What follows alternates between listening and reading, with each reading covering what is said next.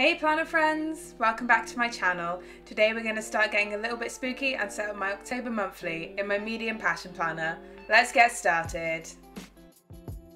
So the kit that I'm using for October is the October monthly from Plannerface, and I really love the art in this kit, but my October theme colour is orange, and this kit didn't really have a lot of orange in it, but it did have the teeniest tiniest bit on some of the pumpkins, so I was like, it's gonna go, I'm gonna add orange to the colour scheme of this kit, and I really like how it turned out. I do PR for Plannerface, so you can use my code in the description to save yourself a little bit of money, and I do get a discount for promoting her stickers.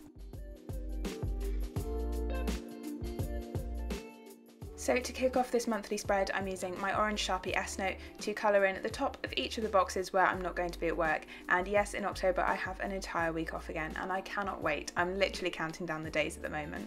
The orange Sharpie S-Note looks a little bit more neon on camera than it does in real life, so it does stand out quite a lot in the video, but in real life it does blend in a lot better. There's not really a huge amount that goes into my pen base of my monthly spreads, so we can get straight in with adding some stickers. As always with the Plannerface monthly kits, I've cut the date strips off of the main headers, and I'm using the main October header to cover up all of the grey boxes that are actually in September. And I always struggle with sticking these really long stickers down straight. I feel like setting up weekly kits comes so much more naturally to me because you only do 12 monthly spreads a year, so you always have a little bit less practice with them. So I'm trimming the right hand side off of this header and using it to cover up that last day that's in September, and then I'm going to add in the glitter strips that come with the kit to fill in that last little bit of grey underneath the October header. This isn't a perfect fit, but the glitter pattern really hides the fact that there's a teeny tiny little bit of grey showing through.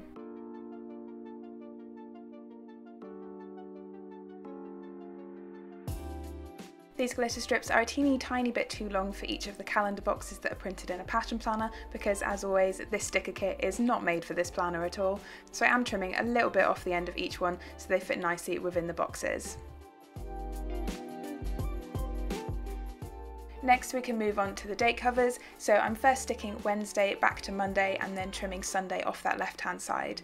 Plannerface does do a Monday start date strip, but it still has Monday to Thursday on one side, so I would have to cut it up to put it in my passion planner anyway. I'm then moving on to the right hand side and sticking Thursday down to Saturday, trimming the sidebar header off the end and adding in that Sunday header. It's only now that I'm watching this back to record the voiceover that I realise that I've covered up the grey headers with more grey headers, but the font's different so it still counts.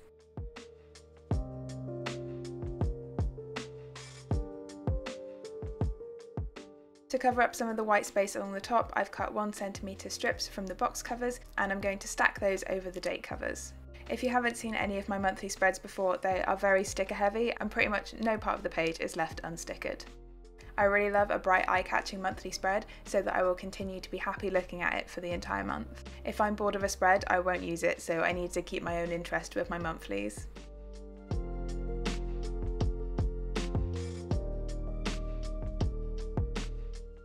Next, I've trimmed down the decorative sidebar so that it fits over the people to see and monthly focus box, so that I've got this cute little witch looking over me all of October. There's a small amount of the word October that you can see in the top left hand corner, so I've just cut a little piece of white sticker paper from the sticker sheet to cover that up.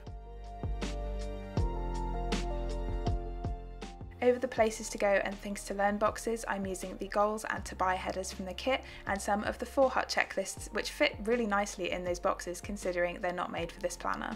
I usually use the checklist that matches the opposite header, so the blue goals header has the black checklist and the black to buy header has the blue checklist. Once I've got all of those stickers down, I'm going to trim them all in one go so that I have a nice straight line, which is getting considerably more difficult seeing as the left hand side of my planner is super chunky. Like, you can see how much my metal ruler wobbles because it can't bend, so it's just wobbling over the massive chunk of stickers that's underneath it.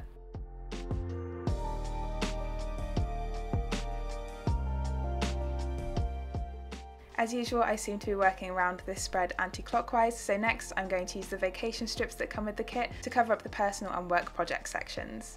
The project section is going to become the area for my monthly actions from my Moxie Life Compass assessment, and the work project section is where I will be sticking my mini yoga calendar for the month.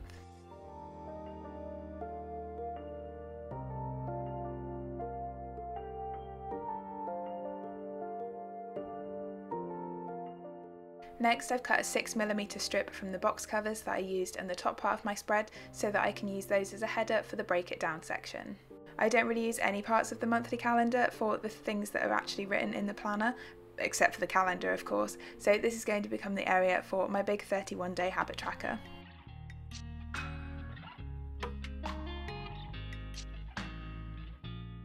The next part of my monthly setup is probably the most tedious part of this spread, which is adding in all of the date flags throughout the whole calendar. So I'm only going to pop a couple of these in and then skip through to the end because you really don't need to see me put 31 little tiny date flags down. But these are the only stickers that I use tweezers for because otherwise I get some serious hand cramp.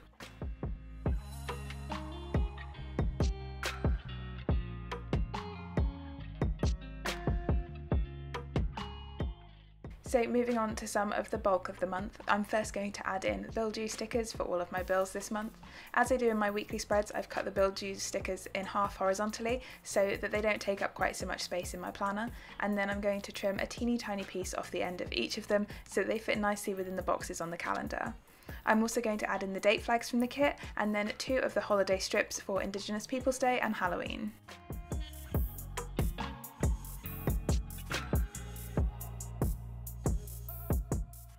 For this spread I went back to my previous system of setting up the base in the middle of the previous month and then doing the main bulk of the plans like just before the next month starts.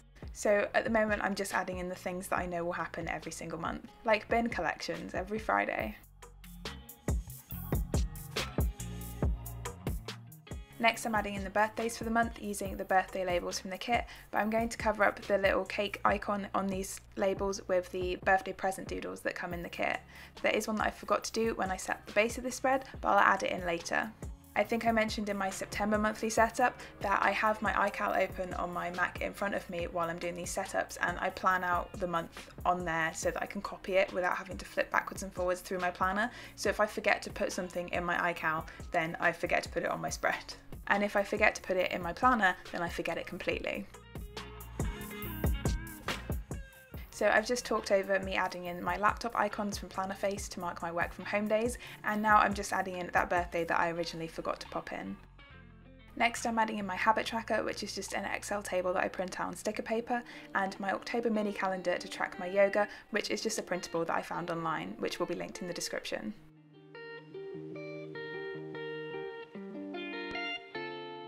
So that's all of my base setup. Now we can put in some actual plans for October. I don't have too much planned at the moment, not that I really want to talk about online before they've happened, but the first thing that I'm adding in using one of the smaller event labels from the kit is that my parents are coming up on Sunday the 3rd and we're going to go out for lunch.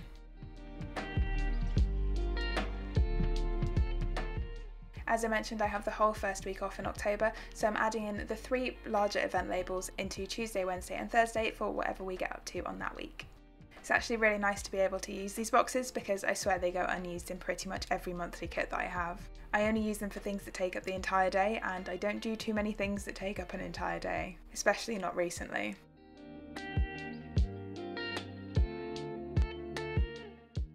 As always with my monthly spreads, I'm cutting out a teeny tiny bit from each label so that it fits nicely with a little bit of white space around the outside within the calendar box.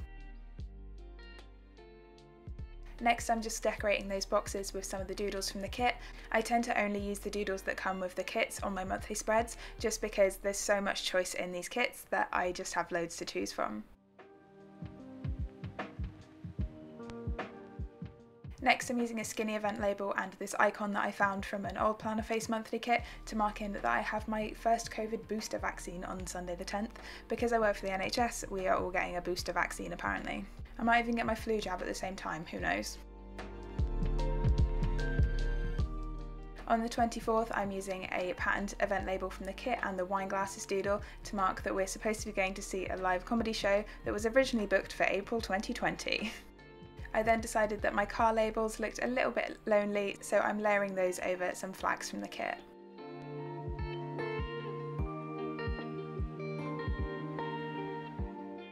The last things that I have to add into this spread are my PT sessions, or at least when I expect them to be, so I'm adding those in using event labels from the kit, and then I'm going to mark in the start of Scorpio using my little star sign icon, and that's pretty much it for my pre-planning for October, so now I can fill in my plans as usual using my Pilot Friction pen.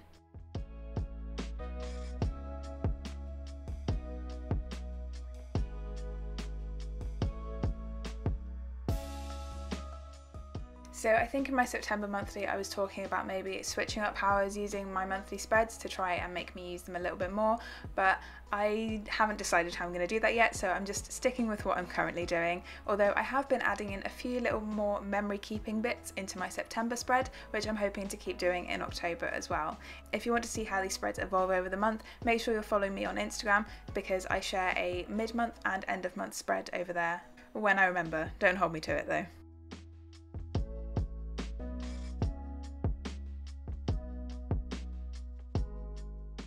For my goals section in my sidebar, I used to use this to track things like weight and body fat percentage, but now in the gym I'm looking more at performance-based goals, so I'm tracking my heaviest deadlift, squat, my number of pull-ups and my heaviest chest press for the month in that section.